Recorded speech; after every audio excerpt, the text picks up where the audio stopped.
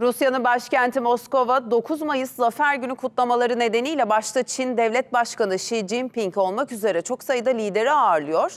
Ukrayna Savaşı'nın gölgesinde gerçekleşecek törene Avrupa'dan yalnızca 2 isim katılıyor. Ancak Slovakya Başbakanı ve Sırbistan Cumhurbaşkanı'nın davete olumlu yanıt vermesi Avrupa Birliği liderlerini de kızdırmış durumda.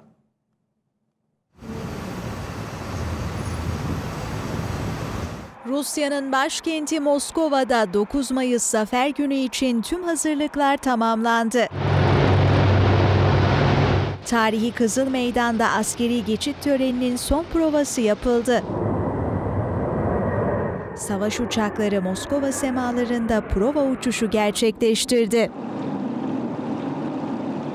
Meydanlar, caddeler ve parklar, Rus bayrakları, zaferin sembolü Aziz George kurdeleleri ve kırmızı çiçeklerle süslendi.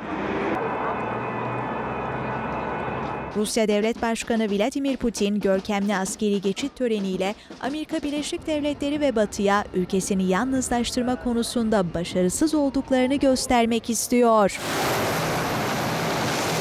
İkinci Dünya Savaşı'nda Nazi Almanyası'nın yenilgiye uğramasının 80. yıl dönümünde askeri geçit törenine en az 29 yabancı lider katılacak. Rus lider Vladimir Putin'in onur konuğum dediği Çin Devlet Başkanı Xi Jinping'in yanı sıra Venezuela Devlet Başkanı Nicolas Maduro, Brezilya Devlet Başkanı Lula da Silva, Belarus lideri Alexander Lukashenko davetliler arasında. Avrupa'dansa yalnızca 2 lider törende yer alacak.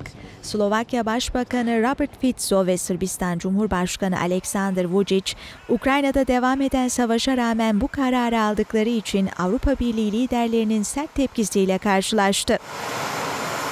Hatta Vučić'in ziyaretinin Sırbistan'ın Avrupa Birliği üyelik sürecine zarar vereceğine dair sert bir uyarı yayınlandı. Moskova'da konuşan Vučić ise bu ziyaretten dolayı bir bedel ödenecekse bunu ben öderim. Sırbistan Avrupa yolunda kalacak diye konuştu. Tören günü liderlerin güvenliğinin sağlanması için Moskova teyakkuzda. Özellikle Ukrayna'nın artan İHA saldırıları nedeniyle kent genelinde mobil operatörlerin hizmetlerinde kesinti yapılıyor. Kremlin sözcüsü Dmitri Peskov, özel servisler ve ordumuz kutlamaların sakin geçmesi için gerekli tüm önlemleri alıyor dedi. Ancak hem salı hem de çarşamba günü tam da yabancı delegasyonların Moskova'ya geldiği sırada Ukrayna savaşın başlangıcından bu yana en geniş çaplı İHA'lı saldırılarını gerçekleştirdi. Bu da Rus havalimanlarında saatler süren seyahat kaosuna yol açtı. Yüzlerce uçuş iptal edildi.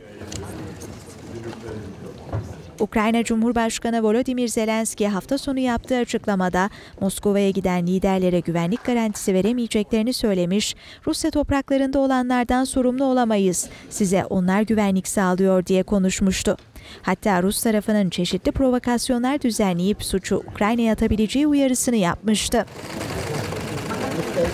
Fakat Ukrayna Cumhurbaşkanı'nın açıklamaları Slovakya Başbakanı'nı öfkelendirdi. Fico, Zelenski sözlerinin yabancı delegasyonların gelmemesine neden olacağına inanıyorsa çok yanılıyor diyerek tepkisini gösterdi.